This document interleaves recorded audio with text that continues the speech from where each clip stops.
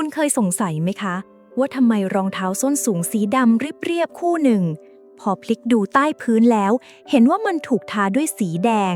ราคาของมันถึงพุ่งจากหลักพันกลายเป็นหลักหมื่นหรือบางคู่เหยียบหลักแสนไปเลย ใช่ครับและที่แปลกกว่านั้นคือพื้นรองเท้าเนี่ยคือส่วนที่ต้องเหยียบย่ำลงบนพื้นดินคลุกฝุ่นคลุกโคลนเป็นส่วนที่น่าจะสกปรกที่สุดแท้ๆแต่ทำไมมันถึงกลายเป็นสัญลักษณ์ของความหรูหราที่สาวๆทั่วโลกใฝ่ฝันอยากครอบครองให้ได้สักคู่วันนี้ Zero to Know จะพาไปเจาะลึกเบื้องหลังความแพงระดับตำนานของรองเท้าพื้นแดงคริสเตียนลูบูแตงซึ่งเรื่องราวของมันไม่ได้มีแค่เรื่องแฟชั่นเก๋ๆนะคะแต่เราจะพาย้อนไปถึงราชสำนักฝรั่งเศสยุคพระเจ้าหลุยส์ที่ 14 เลย ลากยาวไปถึงเรื่องของแมลงตัวจิ๋วที่ให้สีแดงแพงกว่าทองคำและยังมีสงครามในชั้นศาลระดับโลกที่เถียงกันว่าสีเดียวจดลิขสิทธิ์ผูกขาดได้หรือเปล่าเรื่องราวสนุกกว่าที่คิดแน่นอนค่ะเตรียมกาแฟให้พร้อมแล้วมาหาคำตอบไปพร้อมๆกันเลย ก่อนอื่นเลยนะครับเวลาเราพูดถึงรองเท้าพื้นแดง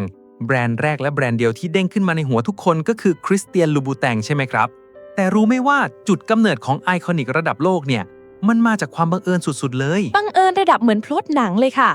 ย้อนกลับไปปี 1993ลูบูแตงกำลังนั่งปวดหัวอยู่กับการออกแบบรองเท้าคอลเลกชันใหม่ที่ได้แรงบันดาลใจมาจากผลงานศิลปะ Flowers ของแอนดี้วอร์ฮอลคือเขามองแบบร่างแล้วรู้สึกว่ามันขาดอะไรไปสักอย่างนะคะไม่มีพลังงานไม่ป๊อปไม่เด้งออกมาแล้วจังหวะนั้นเองผู้ช่วยของเขากำลังนั่งทาเล็บสีแดงอยู่ใกล้ๆพอดีเลยครับลูบูแตงก็เลยปิ๊งไอเดียเอื้อมมือไปหยิบยาทาเล็บขวดนั้นมาแล้วเอามาทาลงบนพื้นรองเท้าต้นแบบซะเลยปรากฏว่าบูมมันใช่เลยสีแดงมันเข้ามาเติมเต็มและพลิกโฉมรองเท้าคู่นั้นไปตลอดกาลเลยครับอ๋อใช่ค่ะเขาเคยพูดไว้ด้วยนะว่าพื้นแดงเกิดมาจากยาทาเล็บผมแค่คืนสิ่งที่รองเท้าขโมยไปจากเล็บมือผู้หญิงกลับมาโอ้โหโค้ดนี้คือหล่อมากเลยค่ะแต่เดี๋ยวก่อนนะครับถ้ามองในมุมประวัติศาสตร์แล้วลูบูแตงไม่ใช่คนแรกที่ใช้ส้นรองเท้าสีแดงเป็นสัญลักษณ์ของความไฮโซนะครับมีคนทำมาก่อนเหรอคะมีครับแล้วไม่ใช่ใครที่ไหนพระเจ้าหลุยส์ที่ 14 แห่งฝรั่งเศสหรือ The Sun King ของเรานี่เองครับย้อนกลับไปศตวรรษที่ 17 เลยนะในยุคนั้นกษัตริย์ใช้แฟชั่นเป็นเครื่องมือในการแสดงออกถึงสถานะและจัดลำดับชนชั้นในหมู่ขุนนางอ๋อกฎระเบียบในพระราชวังแวร์สไตล์ที่เป๊ะๆใช่ไหมคะถูกต้องครับพระเจ้าหลุยส์ที่ 14 ทรงประกาศกฎว่าคนที่จะสวมใส่รองเท้าส้นแดงหรือเลจาลองรูชเนี่ยต้องเป็นขุนนางระดับสูงที่อยู่ในพระหัตถ์ของพระองค์เป็นคนโปรดของพระองค์เท่านั้นมันคือสัญลักษณ์ Exclusive สุดๆเหมือนได้นั่งโต๊ะ VIP เลยครับแล้วถ้าหมดความโปรดปรานขึ้นมาปุ๊บสิทธิ์ในการใส่รองเท้าส้นแดงก็ถูกเพิกถอนทันทีเลยครับว้าวแปลว่าส้นสีแดงในยุคนั้นคือการประกาศตัวว่าฉันคือคนของพระราชาเป็นการแสดง power แบบไม่ต้องพูดอะไรแค่เดินมาแล้วเห็นส้นรองเท้าก็รู้เรื่องเลยแต่ทำไมต้องสีแดงด้วยล่ะคะสีน้ำเงินสีทองใช้ไม่ได้เหรอคะคำถามนี้ดีมากครับเพราะในอดีตเนี่ยสีสันไม่ใช่สิ่งที่จะเดินไปซื้อตามร้านได้ในราคาถูกเหมือนในยุคนี้นะครับสีในสมัยก่อนคือสินค้าที่ล้ำท่าหายากและบางสีแพงยิ่งกว่าทองคำซะอีกครับใช่ค่ะอย่างสีแดงเข้มๆสวยๆที่เรากำลังพูดถึงเนี่ยในยุคก่อนการปฏิวัติอุตสาหกรรมเคมีมันได้มาจากแมลงนะคะแมลงอะไรครับเนี่ยมันคือแมลงโคชิเนลค่ะเป็นแมลงสเกลตัวเล็กๆที่อาศัยอยู่บนต้นกระบองเพชรในแถบอเมริกากลางและอเมริกาใต้กระบวนการคือเก็บแมลงพวกนี้มาสกัดสีแดงออกมาค่ะซึ่งให้สีแดงสดที่ติดทนนานกว่าสีจากพืชอื่นๆมากโอ้น่าทึ่งมากเลยครับแล้วมันสำคัญระดับไหนรู้ไหมคะในยุคอาณานิคมสีแดงจากแมลงโคชิเนลกลายเป็นสินค้าส่งออกที่มีมูลค่าสูงเป็นอันดับ2ของเม็กซิโกรองจากแร่สินเลยนะคะชาวยุโรปคลั่งไคล้สีนี้มากตั้งแต่ราชวงศ์ขุนนางยันเครื่องแบบทหารล้วนใช้สีจากแมลงตัวนี้ทั้งนั้นมันเลยกลายเป็นสัญลักษณ์ของความมั่งคั่งและอำนาจค่ะสรุปคือความขลังของสีแดงมันถูกฝังรากลึกในประวัติศาสตร์ยุโรปมานานแล้วครับพอลูบูแตงเอาสีแดงมาพาที่พื้นรองเท้ามันเลยไปปลุกจิตใต้สำนึกเรื่องสถานะและความหรูหราขึ้นมาอีกครั้งโดยไม่รู้ตัวเลยครับแต่เดี๋ยวนะคะ ถ้าพอยุคนี้สีสังเคราะห์มีแล้ว สีแดงไม่ได้แพงเหมือนยุคก่อนแล้วทำไมรองเท้าลูบูแตงถึงยังตั้งราคาสูงปรี๊ดเริ่มต้นที่ประมาณ$395ไปจนถึง$6,000 กว่า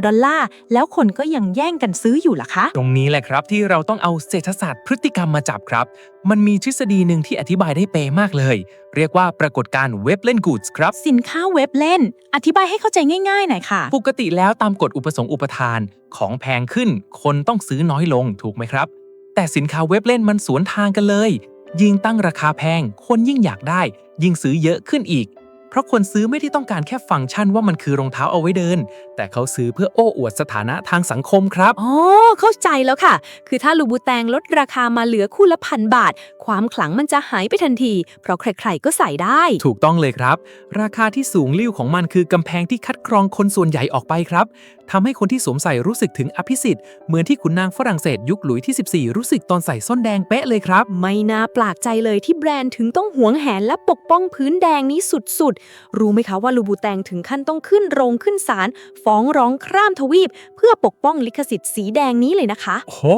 คดีประวัติศาสตร์ ฟ้องกับแบรนด์ระดับท็อปเหมือนกันใช่ไหมครับ ใช่ค่ะ คดีดังคือลูบูแตงฟ้องยีฟแซงโลรองหรือ YSL ในปี 2011 ในอเมริกาค่ะ เรื่องมีอยู่ว่า YSL ออกคอลเลกชันรองเท้าที่เป็นสีแดงล้วนทั้งตัว ส้นและพื้น ลูบูแตงก็เลยยื่นฟ้องศาลเลยว่า นี่ละเมิดลิขสิทธิ์เครื่องหมายการค้า Red Soul ที่ฉันจดทะเบียนไว้เนี่ย แล้วศาลว่ายังไงครับ สีแดงมันเป็นสีธรรมชาติที่ใครๆก็ใช้ได้นี่เหรอครับ ตอนแรกศาลชั้นต้นก็คิดแบบนั้นค่ะ ปฏิเสธคำร้องไป เพราะมองว่าสีไม่ควรถูกผูกขาดในวงการแฟชั่น แต่ลูบูแตงไม่ยอม ยื่นอุทธรณ์ต่อศาลอุทธรณ์ภาค 2 ของสหรัฐ จนในที่สุดปี 2012 ก็ได้คำตัดสินแบบวินวินทั้ง 2 คู่เลยค่ะ ตัดสินว่ายังไงครับ เฉียบมากค่ะ คือยอมรับว่าพื้นแดงที่ตัดกับสีรองเท้ามันสร้างภาพจำให้ผู้บริโภคแล้ว ว่านี่คือลูบูแตง แต่ก็เปิดช่องให้ดีไซเนอร์คนอื่น ยังใช้สีแดงล้วนได้อยู่ด้วยนะคะ ใช่ครับ คดีนี้เลยกลายเป็นบทเรียนสำคัญของวงการกฎหมายแฟชั่นว่า สัญลักษณ์ทางสีหรือ color trademark เนี่ยมันมีมูลค่าและได้รับการปกป้องจริงๆ ถ้ามันสร้างภาพจำให้คนทั้งโลกได้สำเร็จแล้วครับ ฟังมาถึงตรงนี้ต้องบอกเลยนะคะว่ารองเท้าคริสเตียนลูบูแตงไม่ใช่แค่แผ่นหลังกับพื้นยางที่เอามาประกอบกัน แต่มันคือการบรรจบกันของศิลปะ ประวัติศาสตร์ และจิตวิทยาอย่างแท้จริงเลยครับ ใช่ครับ ตั้งแต่สีแดงที่สกัดจากแมลงโคชิเนลของชาวแอสเท็กมาสู่สัญลักษณ์อำนาจในราชสำนักฝรั่งเศสยุคพระเจ้าหลุยส์ที่ 14 สู่ความบังเอิญจากขวดยาทาเล็บในปี 1993 และกลายเป็นสินค้าเว็บเล่นที่ใช้ราคาเป็นตัวกำหนดความเอ็กซ์คลูซีฟในปัจจุบันครับ ทั้งหมดนี้ถูกอัดแน่นอยู่ในพื้นที่เล็กๆ ใต้ฝ่าเท้าของผู้หญิง มันคือการเปลี่ยนจุดที่สกปรกที่สุดของรองเท้า ให้กลายเป็นสัญลักษณ์ที่ทรงพลังที่สุดในโลกแฟชั่นเลยครับ ถ้าคุณชอบเรื่องราวสนุกๆ ได้สาระ เปิดมุมมองใหม่แบบนี้นะครับ อย่าลืมกดไลค์ กดแชร์ และกดติดตาม Zero to Know ไว้เลยนะคะ แล้วเจอกันใหม่ตอนหน้ากับเรื่องเล่าที่สนุกกว่าที่คิดครับ จากศูนย์สู่รู้สนุกทุกคลิป